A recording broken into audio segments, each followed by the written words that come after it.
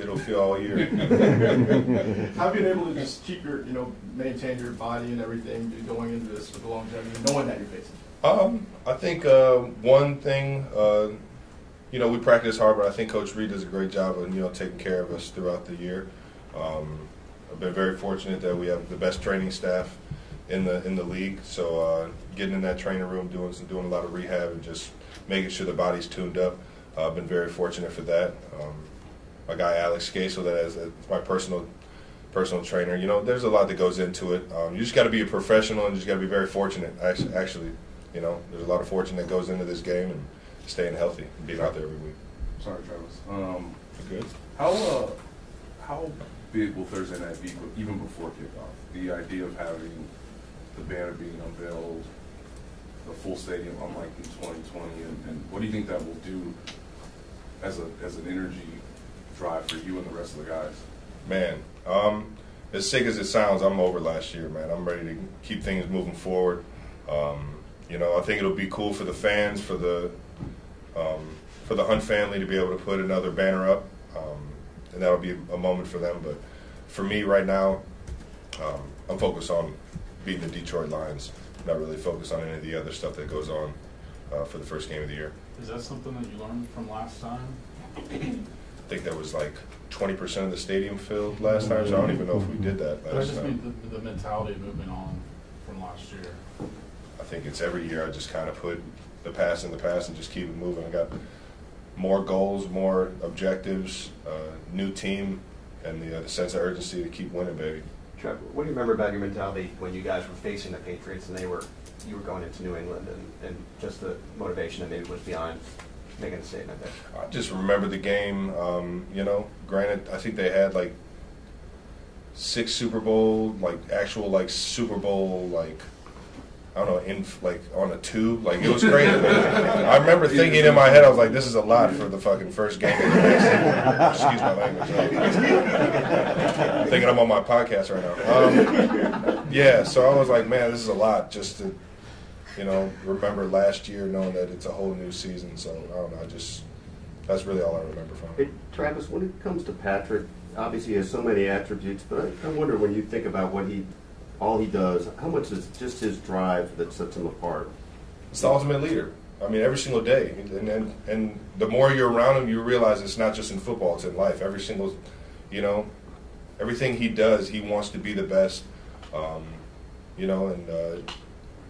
Even if it's, we did some State Farm stuff, he's trying to, just be prompt on time, good comedic timing, good, just being the best version of him in everything he does, and that's just who he is. And when you get him in a comfort zone like what he is in this building, it just oozes out of him. And it's what it is in terms of leadership is, those are the things you really can't pay for. You got to get a guy that has it in his heart to be able to do it every single day. And when you think of that, do you feel like part of that is he has a conscious notion to be the best there ever was? Is there anything like that in your mind about him?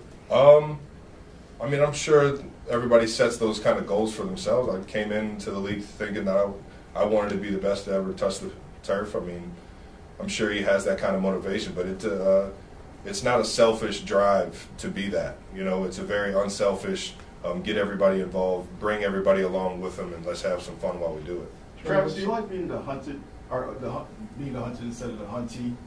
I want everybody's best shot. That's just who I've always been. I want to beat you at your best. I don't want any excuses, and I want that challenge. That fuels me.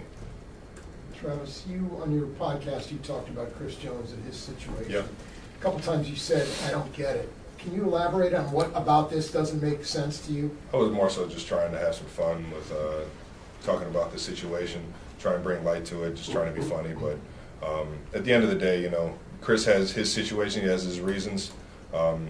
It ain't none of my business. I'm trying to win football games, and hopefully we can get him back as soon as possible, because I know how great of a player he really is. Travis, you obviously, asked Patrick this yesterday, but you and Patrick both theoretically took less money to try and keep this all together. Did you ever have the expectation that other players would do the same thing?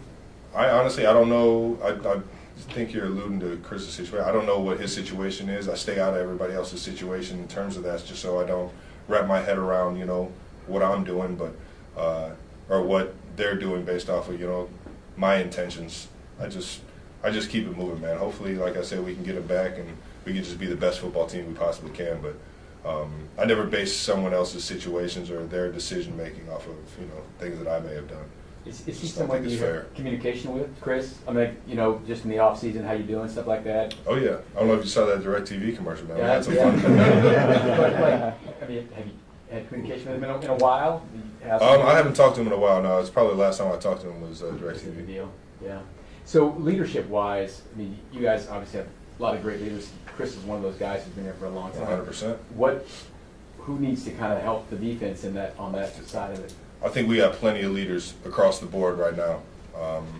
You know, defensively, obviously, Bolton, Jay Reed, even Willie. I mean, you name it. There's guys that are coming to work every single day, busting their tail, and doing things with the right demeanor, rallying the group, and making sure everybody's on the same page. You know, it's just that's what you get when you come into this building, man. You get guys that rise to the occasion and want to be that for their teammates. And you guys haven't gone through this with a holdout.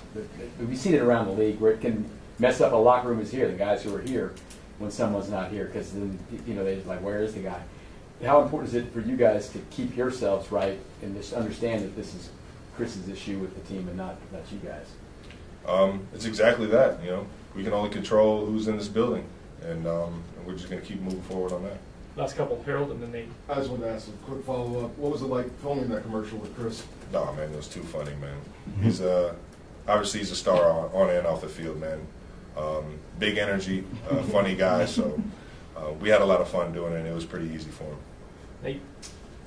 Been through this multiple times where you go through install after install and play after play. When you see the game plan for the opening week, given that you've been through it before, just what jumps out to you without necessarily giving away scheme advantages, but what jumps out to you? Just the excitement of we're going into a new season, got essentially a new playbook because we have new pieces, and you know you got to keep just recreating, you know, the offense depending on who's in that building and really what you've done last year. So it's the excitement of being able to just get out there and, you know, put more on tape. And I tell everybody all the time, man, that Wednesday meeting every single week is my favorite time of the week, because it's like now I get to visualize how we're going to attack. And Coach Reed and this offensive staff never disappoint in terms of how we can do that and show off the strengths of our offense. Good. Thanks for having us. Thank you. All right, man.